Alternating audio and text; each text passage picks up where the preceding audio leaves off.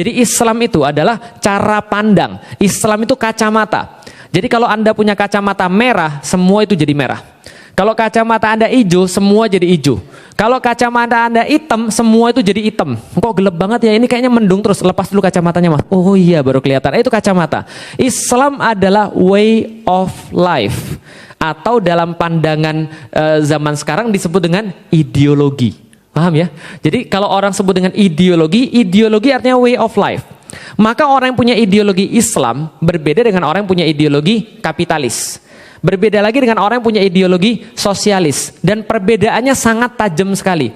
Maka kalau kita sekarang sudah paham, saya waktu itu paham ketika Islam adalah sebuah way of life, berarti pertanyaannya adalah ketika orang sudah mengenal Islam, catat baik-baik, garis bawahi baik-baik, ini inti daripada materi kita, catat baik-baik. Berarti ketika orang sudah mengenal Islam sebagai way of life, pertanyaannya bukan apa yang berubah pada diri dia setelah dia mengenal Islam, bukan. Jadi pertanyaannya sekali lagi, bukan apa yang berubah pada diri dia setelah dia mengenal Islam. Tapi pertanyaannya lebih tepatnya adalah apa yang tidak berubah pada diri dia setelah dia mengenal Islam. Paham maksudnya? Paham ya? Jadi ketika dia paham Islam adalah sebagai way of life, harusnya semuanya berubah.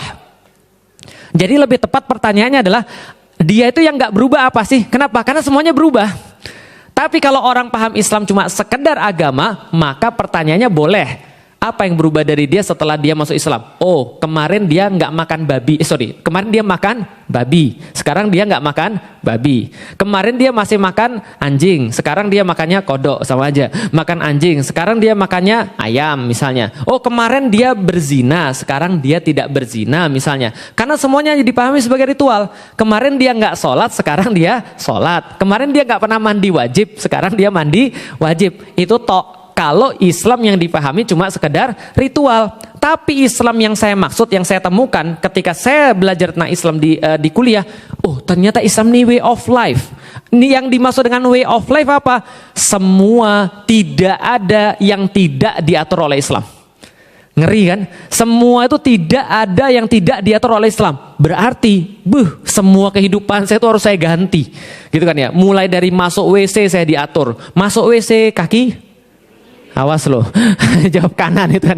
Masuk WC kaki kiri, makan tangan kanan. Lalu kemudian pakai baju tangan kanan duluan, pakai sendal tangan mana dulu? Tangan kaki mana duluan? Kaki kanan. Segala macam yang baik-baik diatur dengan menggunakan yang kanan. Lalu kemudian baru digunakan yang sebelah kiri. Habis kemudian kita makan, ada doanya. Sebelum kita makan, ada doanya. Cara nyari istri, ada doanya. Mempersunting istri, ada doanya. Cara setelah beristri pun ada doanya. Jomblo pun diatur, gitu kan ya.